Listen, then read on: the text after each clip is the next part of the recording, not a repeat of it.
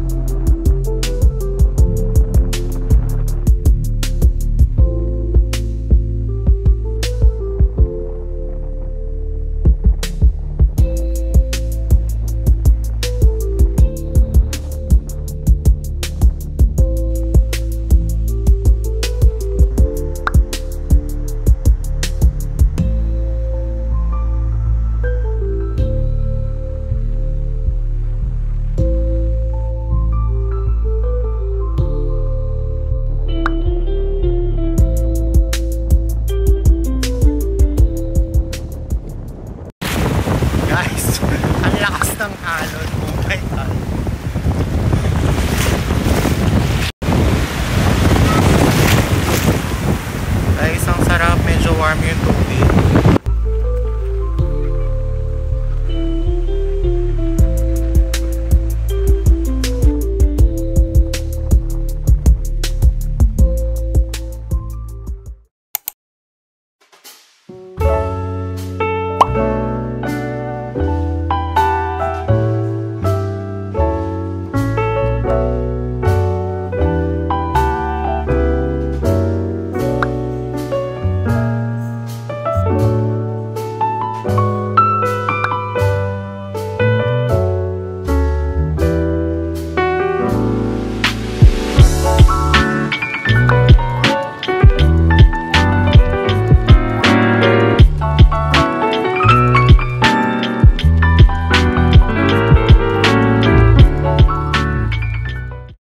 Hello guys, so sorry kanina hindi ako masyadong nakapag-vlog dahil sa audio, ang lakas ng hangin. And I ended up here at Cafe Del Sol and dito tayo mag-quick breakfast and pakita ko sa inyo later kung ano yung order ko.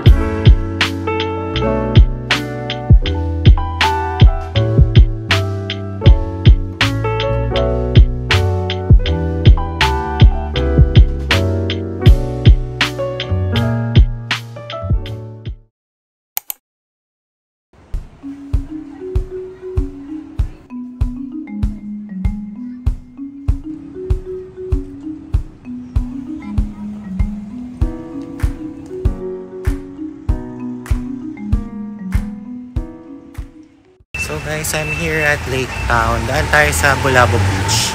Let's see kung may makita tayong bago doon. And I always mention this in my Boracay vlogs. If gusto nyo ng authentic Thai dishes, try nyo dito sa Congas. And masarap din kumain dito sa Two Brown Boys or mag-chill and have a drink at night. Ito guys, parang bago tong Momo Ramen.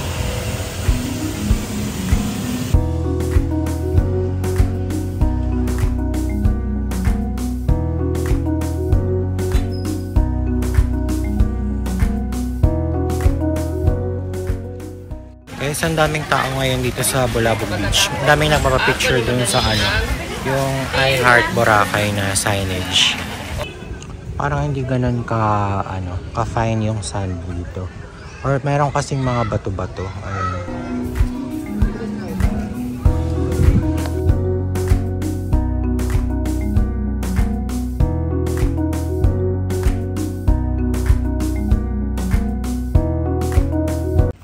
Ayan guys, as you can see, mabato yung dito, yung coast.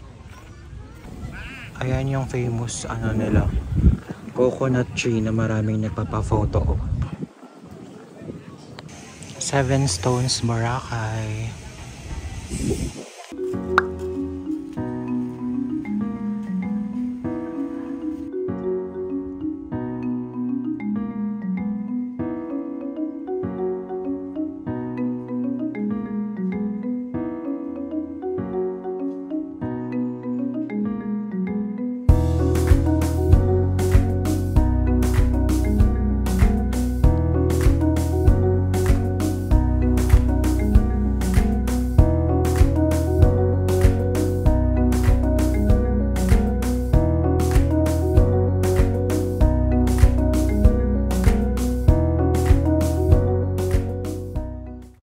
Sobrang peaceful ng beach dito guys.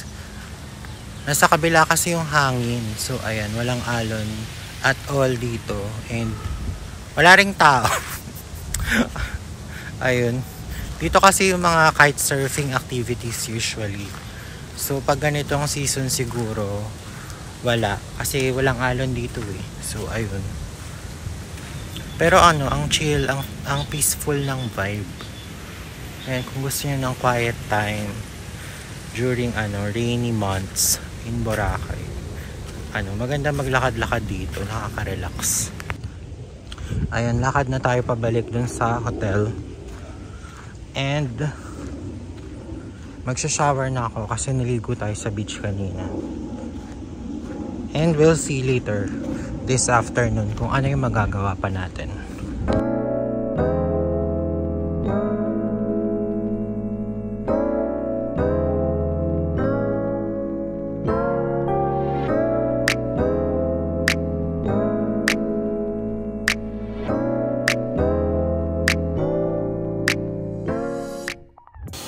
Terra Premier guys. Maganda rin dito sa hotel na to.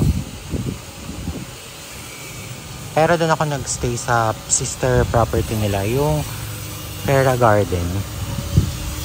And ito yung Farah Garden Hotel guys. Maganda din dyan. Meron silang pool sa taas. Ito yung Cool Stay In guys. Isa sa mga top rated na budget hotels here. Dito siya sa Bulabog area. Naman yung Urban Boutique Hotel, katabi lang ng Cool Stay In. And again, palabas na ulit tayo sa main road. Paglabas ko rito, dyan na yung Kamusta Boutique Hotel where we are staying. And we are back in the room guys. Mag quick shower lang ako and then ready na ako ulit for this afternoon's ganap.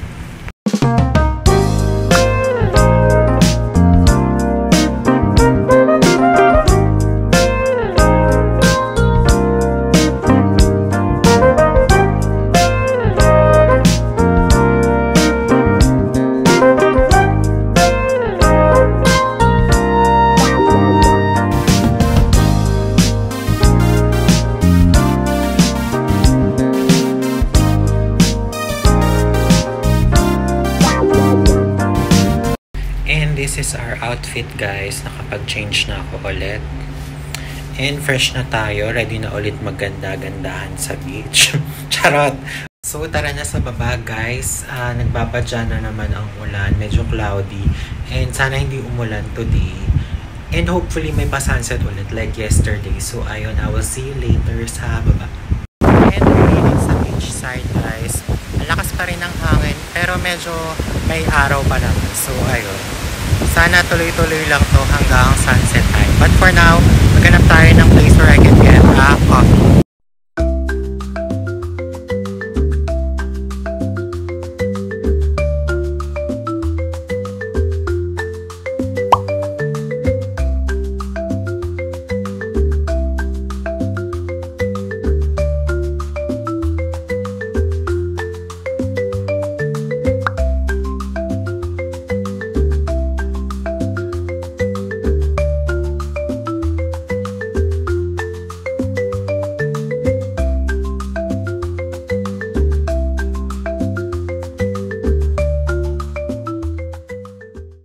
Guys, we made it here sa Sunnyside Cafe. Unfortunately, nakakuha ko ng magandang seat sa second level without having to wait ng matagal kasi walang masyadong tao today. So, I guess it's a lucky day for me.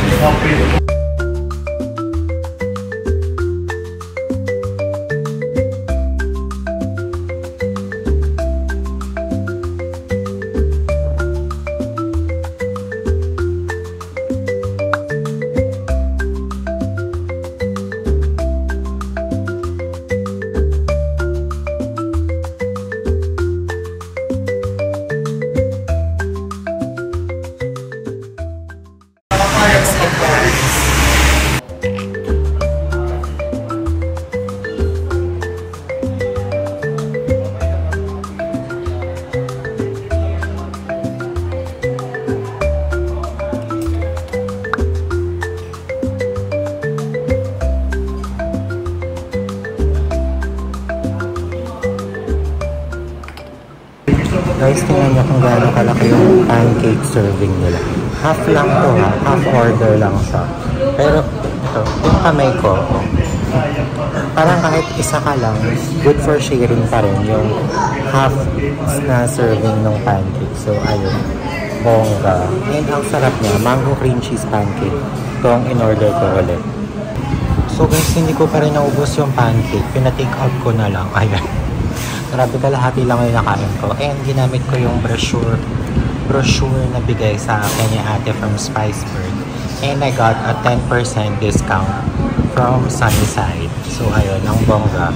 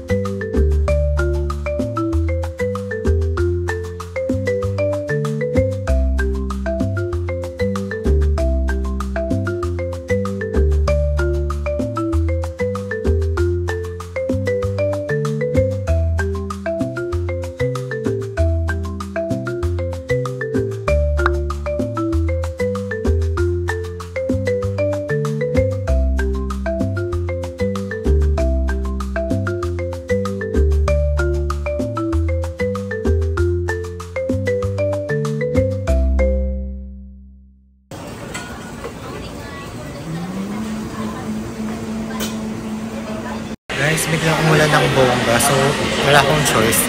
Sumilong muna ako here sa Starbucks. And since kaka-coffee lang natin, bumili na lang ako ng tall na pink drink. Actually, busog na busog pa ako from Sunnyside.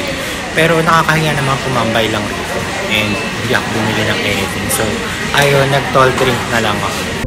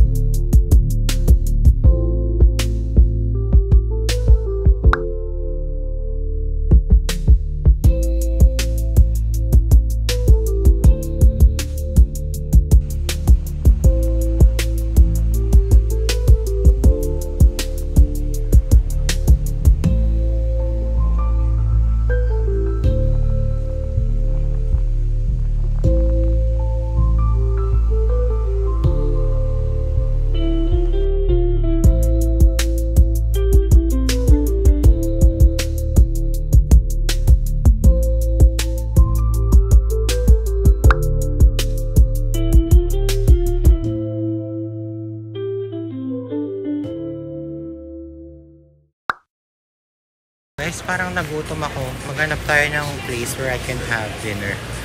Yun yun, huli kong kinain kanina is yung pancake. Na half lang yung nakain ko. So, ayun, ang dami ko pang lakad na ginawa after that. So, eto, nagutom ako. Parang gusto ko ng bonggang dinner.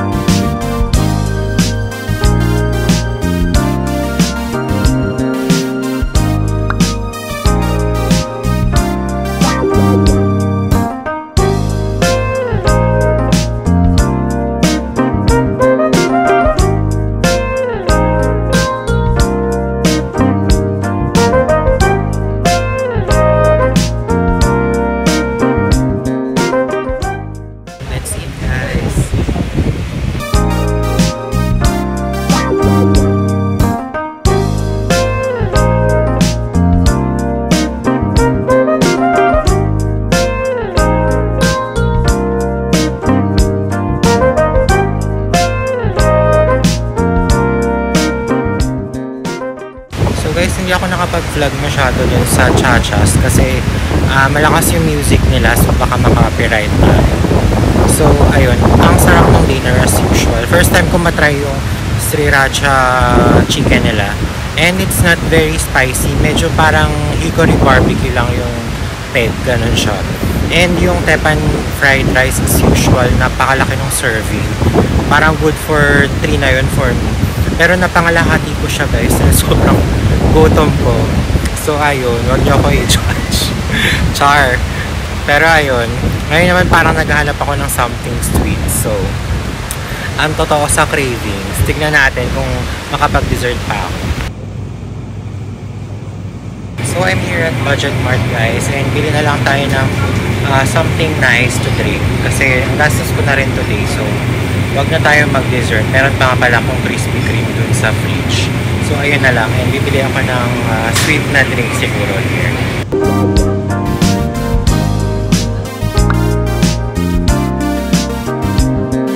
Guys, I'm back in my room na. And hindi na ako bumili ng dessert. Ubusin na lang natin yung lychee drink na nabili ko. And ayun, sana maaga tayo magising bukas dahil may work na ako by afternoon. And magpapalit tayo ng hotel tomorrow. So, ayun, samahan niyo ulit ako. And for now, good night na muna guys. And thank you so much for watching. I will see you in the next vlog for our Boracay travel series. Bye!